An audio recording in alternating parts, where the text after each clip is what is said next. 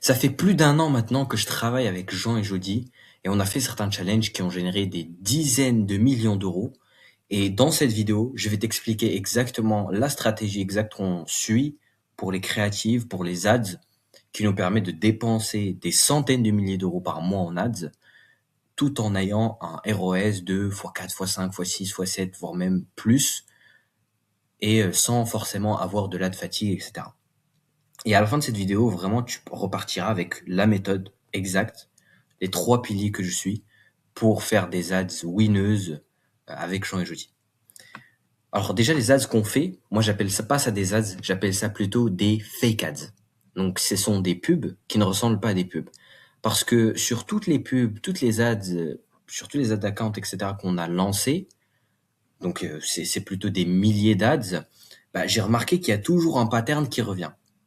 C'est toujours des publicités qui ressemblent pas à des pubs. C'est toujours les meilleurs ads, genre vraiment le top 10, le top 15 des ads qu'on a qui nous rapportent le meilleur retour sur investissement, le coût par call le plus bas, le CPL le plus bas, etc. C'est toujours des ads qui ressemblent pas à des ads. Et en fait, c'est pas étonnant parce que quand je regarde au niveau de la data, au niveau des stats, c'est que généralement une ads winneuse, donc une ads qui est plutôt performe bien et performe mieux que les autres, ça va être une ads qui, voilà, généralement, on va dépenser 800, 1000, 2000 euros dessus et elle est rentable, elle nous apporte des résultats, etc. Mais quand on essaie de dépenser plus, bah, ça marche pas trop. Euh, Pourquoi? Parce que justement, Meta essaye de montrer cette publicité à un trafic qui est beaucoup plus froid et là, en fait, ça marche plus du tout. Quand il essaie de la montrer à un trafic plus large, ben, la ads n'arrive plus du tout à convertir. Et c'est ça la différence en fait entre une fake ads et une ads normale, c'est qu'une fake ads, bah t'es toujours un peu une ads normale, t'es toujours un peu capé. Tu peux pas te dépenser plus parce que c'est trop direct, c'est trop vendeur, ça ressemble trop à une pub, ce qui fait que quand tu veux t'adresser à une audience qui est beaucoup plus large, bah ça marche pas. Et pourtant, au contraire, en fait, avec les ads que je fais avec Jean et Jody, où c'est vraiment des fake ads, bah, on arrive à dépenser 10 000, 15 000, voire plus sur une ads et avoir quand même une très bonne ads et avoir vraiment un coût qui n'explose pas justement. Et c'est ça ce que j'appelle justement, c'est ce qu'on appelle chez nous en interne une ads winneuse absolue en comparaison à une ads qui cap à 800 un cas de spend qui est une ads winneuse léger quoi. Tout simplement parce que voilà, on dirait pas que c'est une publicité. Là tu vois par exemple sur ces formats-là, à aucun moment on se dit que c'est une publicité. Là, par exemple, c'est un format reportage, etc. télé. On dirait pas que c'est une pub. Là, on dirait plus que c'est un contenu organique parce que c'est une meuf qui parle, etc. Et que voilà, c'est un fond vert derrière. Là, pareil, Jean, il est pas face caméra, du coup, on dirait pas que c'est une pub et tout. Et c'est ça en fait que j'ai remarqué. C'est pas qu'avec Jean en soi, c'est avec tous mes clients. J'ai fait plus de 3000 ads avec tous mes clients. J'ai spend sur le marché US, le marché FR, etc. Sur des dizaines de niches. Et c'est toujours un peu la même chose qui revient. Et cette data, c'est un truc de ouf parce que parfois, le fait de faire une ad qui ne ressemble pas à une ad, ça se joue sur des petits éléments. Et on va le voir juste après. Ben, c'est quoi ces petits éléments-là? Et parfois, en fait, ça, on s'en rend pas compte, mais parfois c'est des petits éléments, voilà, justement, qui font que la ads ne ressemble pas à une ads et qui font que bah, la conversion, elle est beaucoup mieux, quoi. Et si justement toi t'as pas accès à cette data-là, t'as pas fait voilà des milliers d'ads, etc. et que t'as pas envie de dépenser encore 10, 15, 20, 30 000, 50 000, 100 000 en ads avant d'avoir toutes ces connaissances-là, tu peux très bien booker un call avec moi et on va voir ensemble justement comment je peux implémenter la fake ads dans ton business sans forcément que ça te prenne plus de temps, etc. Donc, donc ça, c'est ça le premier pilier pour moi pour faire une ads qui ressemble pas à une ads, c'est d'avoir de la data. Parce que si t'as pas de la data, tu peux pas savoir les ads qui se font à l'heure actuelle, tu peux pas savoir justement comment te différencier de ça pour faire une ads en fait qui ressemble pas aux autres, pour faire une ads qui ressemble pas à une ads et avoir vraiment justement des bien meilleurs résultats. Et donc ça vraiment c'est le premier pilier pour faire ce que j'appelle une fake ads. Mais justement, juste avoir la data, ça suffit pas pour faire une ads qui ressemble pas à une ads. il faut aussi comprendre la psychologie qu'il y a derrière. Parce que ces ads-là en commun, qui ne ressemblent pas à des ads, en fait, elles désactivent un biais psychologique. Et ce biais psychologique-là, c'est l'advertising skepticism. C'est-à-dire que le prospect, quand il voit certains patterns dans une publicité, il reconnaît que on essaie de lui vendre quelque chose. Il reconnaît que on essaye de le persuader, le convaincre de passer à l'action, etc. C'est pour ça que justement quand ces éléments-là ils sont activés, donc dans le cerveau du prospect, etc., il devient méfiant, il devient sceptique. Et c'est pour ça que voilà, dans certaines publicités, je trouve énormément de commentaires de personnes qui viennent et qui disent c'est de l'arnaque, c'est du scam, etc. Parce que ils ont reconnu que c'est une publicité. On leur a pas fait oublier que c'est une publicité justement. Et c'est ça, nous, l'idée en fait qu'on essaie de faire dans chaque ad, c'est qu'on essaie de le faire oublier, qu'on essaie de convaincre. Donc, au lieu de faire un truc où c'est face caméra, on part directement, où c'est essayer d'être convaincant devant un studio, etc., bah, on essaie de faire la chose un peu d'une manière beaucoup plus différente. Donc, en variant, que ce soit le format, en variant aussi les visages. Donc, ne pas mettre toujours Jean et Jody face caméra, par exemple, utiliser de l'IA, utiliser des essais, etc. Et même parfois, en fait, c'est pas juste changer le format, c'est aussi changer la manière de persuader, donc la manière dont c'est écrit, la manière dont on donne les arguments, la manière dont on présente les preuves, et aussi même en fait tout ce qu'il y a autour de la ad. Donc même, par exemple, la copie, voire même la page publicitaire. Donc changer la page publicitaire pour que les prospects ne se rendent pas compte qui sont en train de voir une ads, etc. Pour que, en fait, on sorte dans ce pattern-là. Parce que plus tu spends, plus tu dépenses en ads, et plus forcément, oui, tu vas toucher un grand nombre de monde, mais plus aussi tu as de chance de avoir ta publicité qui est vue par les mêmes personnes encore et encore.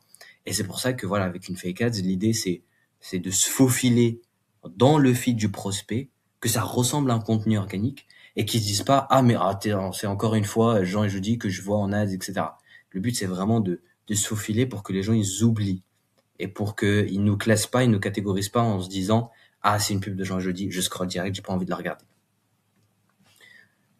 Et ça, c'est important à faire, et c'est pour ça qu'on varie les formats, parce que justement, une fake ad toute seule, elle peut bien marcher évidemment, mais quand il y en a plusieurs, c'est encore mieux, parce que parfois il y a certains types de fake ads qui marchent beaucoup mieux avec certains profils plutôt que d'autres.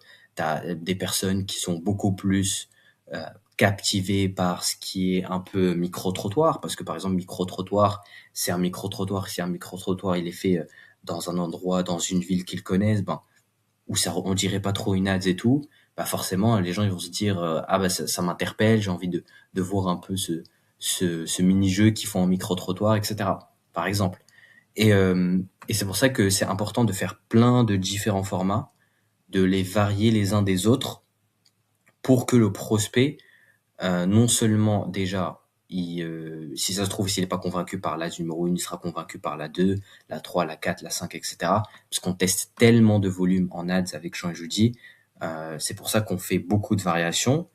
Mais il faut que toutes ces ads-là respectent cette idée-là globale de la fake ads parce que si, par exemple, le prospect, il n'est pas convaincu par l'AD numéro 1, mais et pas par la 2, ni par la 3, mais par la 4, mais s'il reconnaît directement que la 4, c'est elle aussi une publicité et qu'il a déjà vu des publicités de cet annonceur, il en a déjà vu auparavant, il va scroller directement. Alors que justement, quand c'est amené d'une manière indirecte, un peu faufilé, ça va faire que le prospect, en fait, il va pas avoir ce biais psychologique qui va s'activer, quoi. Et c'est pour ça qu'ensuite, justement, ces aides-là, elles peuvent être beaucoup plus scalables et elles peuvent toucher un segment d'audience qui est beaucoup plus grand, quoi. Et ça, évidemment, forcément, pour faire autant de formats, ça prend du temps, etc. Sauf que moi, j'ai trouvé une solution par rapport à ça, pour faire en sorte que ce soit beaucoup plus simple, surtout avec Jean et Jody qui n'ont pas du tout le temps entre les challenges qu'ils doivent faire, entre voilà Jean avec son agence, etc., où il a d'autres clients, ou etc. Forcément, c'est super compliqué. Moi, ce que j'ai fait, c'est que j'ai créé un process que je fais avec tous mes clients. Donc, c'est-à-dire que je propose le concept, un concept ou différents concepts d'ads, et ensuite on voit si c'est faisable. Que ce soit, est-ce que c'est faisable en termes d'opérationnel? Évidemment, ça c'est vraiment au cas, par client. C'est-à-dire que voilà, si je vois un client et que ben, dans les questions que je lui pose, etc., dans le formulaire, et qui me dit qu'il est à l'heure actuelle dans un coin paumé dans le sud de la France, je vais pas lui demander de tourner ça avec, par exemple, je sais pas, dans un podcast, etc., dans un studio, alors qu'il y a zéro studio dans les 50 kilomètres dans ces alentours, tu vois. Et donc, c'est ça l'idée, c'est vraiment déjà faire des concepts qui sont faisables, qui sont faciles à tourner en termes d'opérationnel, en fonction de ce qu'il y a autour de mon client. Et en particulier par rapport à Jean et Jeudi, on voyait souvent ben, où est-ce qu'ils sont, est-ce qu'ils étaient dans quel lieu géographique, etc., pour faire en sorte que bah, les ads bam, avant même qu'ils les tournent, ils savent, avant même que voilà, on prépare toute la partie production, etc. Bah, tout est déjà pensé pour que ensuite toute la team puisse s'intégrer. Donc les vidéastes ils savaient exactement quelle instruction donner, les monteurs ils savaient exactement ce qu'ils doivent faire à travers le script pour que voilà, Jean et Jeudi ils ont juste à bah, parler devant la caméra et puis c'est tout. Et ça, c'est super important. Donc, par exemple, voilà, s'il y a une zone de flou dans le tournage, le but, c'est dans le script, c'est que ce soit super clair.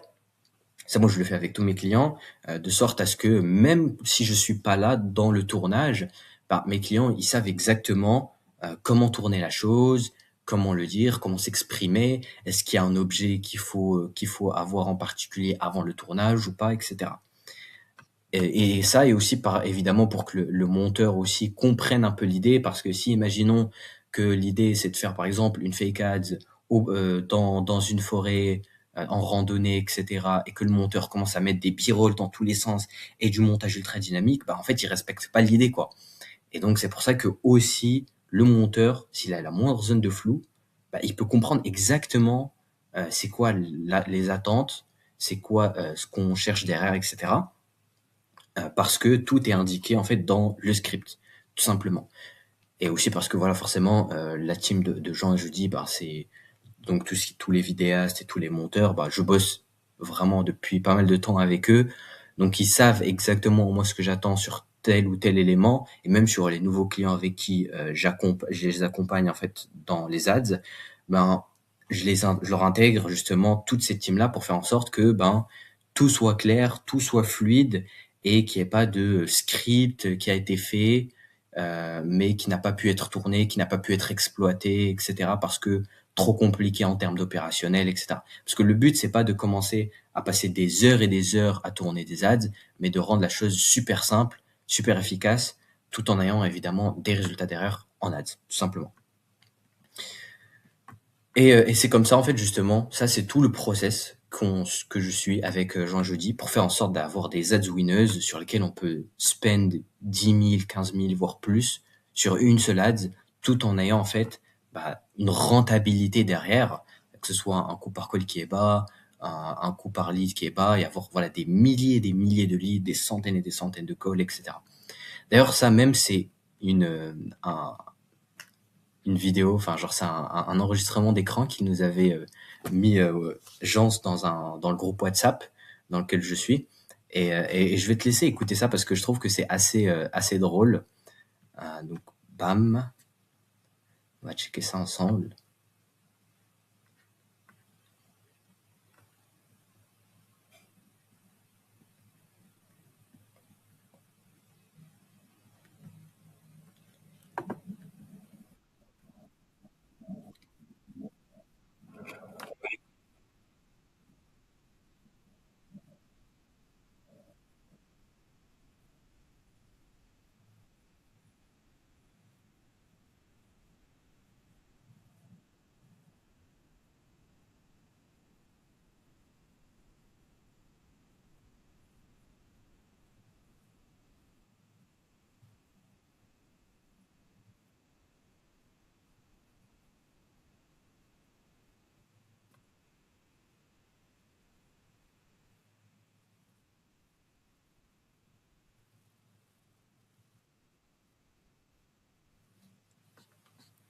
Donc ça, c'était la vidéo que Jean a postée dans le groupe WhatsApp, dans lequel on y est tous, toute la team.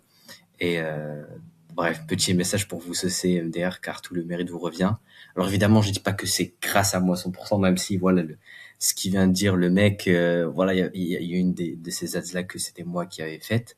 Et après, évidemment, c'est pas grâce à moi que Jean et Jody ils font des millions et des millions. C'est pas, je suis pas le seul responsable, mais j'apporte ma pierre à l'édifice parce que voilà, il y a certaines ads que j'ai faites qui ont vraiment explosé et qui ont été des bonnes ads winners qui leur ont permis voilà, sur des gros challenges, par exemple le challenge à 1 million, d'avoir vraiment des milliers de leads, voire des dizaines de milliers de leads, voire plus.